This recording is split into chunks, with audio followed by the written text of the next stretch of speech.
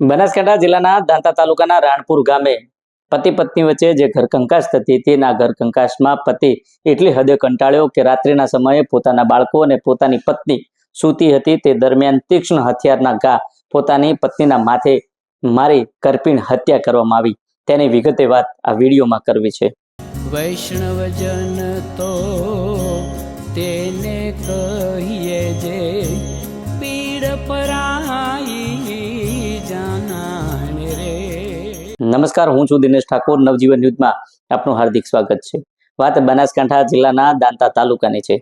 દાંતા તાલુકાના રાણપુર ગામે પતિ પત્ની વચ્ચે અવારનવાર ઘર કંકાસ થતી હતી અને આ ઘર કંકાસમાં પત્ની જ્યારે પોતાના પિયર જતી હતી ત્યારે પોતાના જે ભાઈઓ હતા આ ભાઈઓ જે આ બેનને મનાવી પોતાના ઘરે મોકલતા હતા અને કહેતા હતા કે જીવન છે તો નાના મોટા ઝઘડાઓ અને ઘર કંકાસ થતા રહે, પરંતુ આ જે પતિ છે આ પતિ પોતાની પત્નીના ત્રાસ અને ઘર કંકાસથી એટલી હદે કંટાળ્યો કે રાત્રિના સમયે પોતાના બાળકો સાથે આ સૂઈ રહ્યા હતા તે દરમિયાન પતિ પોતાની પત્નીના માથાના ભાગે તીક્ષ્ણ હથિયારના ઘા મારે છે અને આ ઘા પત્નીના માથે વાગતા પત્ની બૂમા બૂમ કરે છે। ત્યારે તેનો 12 વર્ષનો બાળક જાગી જાય છે અને આ બાળક જાગી જાય તે પહેલા જે તેનો પિતા છે આ પિતા તેની પત્નીની કરપીણ હત્યા કરી ત્યાંથી નાસી છૂટે છે। જોકે સવાર પડતાની સાથે આ બાળક પોતાના કુટુંબીજનો જોડે જાય છે અને પોતાના મામાને જાણ કરે છે। જોકે મામાને જાણ કરતા પોતાનો જે કુટુંબ હતું આ કુટુંબ એક સાથે મળી ગાડી લઈ જે પોતાની બેન હતી બેનના તે આવે છે અને ઓસરીમાં ઓઢણું ઓઢાડેલી એક લાશ સુવાડેલી જોવા મળી હતી। જોકે તેનું ઓઢણું ઊંચું કરતા તેના ભાઈને ખબર પડી કે મારી બેનની આ લાશ છે।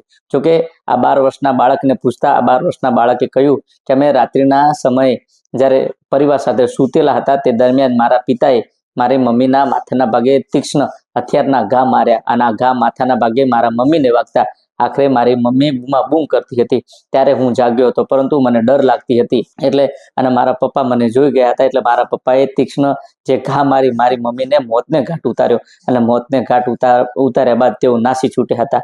જોકે આ જે પોતાનો ભાઈ હતો પોતાની બેનની લાશને અંબાજી સિવિલ હોસ્પિટલ ખાતે ખસેડી હતી અને પીએમ અર્થે ખસેડી જે તજવીજ હતી તજવીજ ફરિયાદ માટે હાથ ધરી હતી, પરંતુ આ તમામ બાબતને લઈને જ્યારે અંબાજી પોલીસ મથકના પીઆઈનો અમે ટેલિફોનિક સંપર્ક કર્યો ત્યારે પીઆઈએ કહ્યું કે હા, રાણપુર ખાતે પતિએ પત્નીની કરપીણ હત્યા કરી હતી।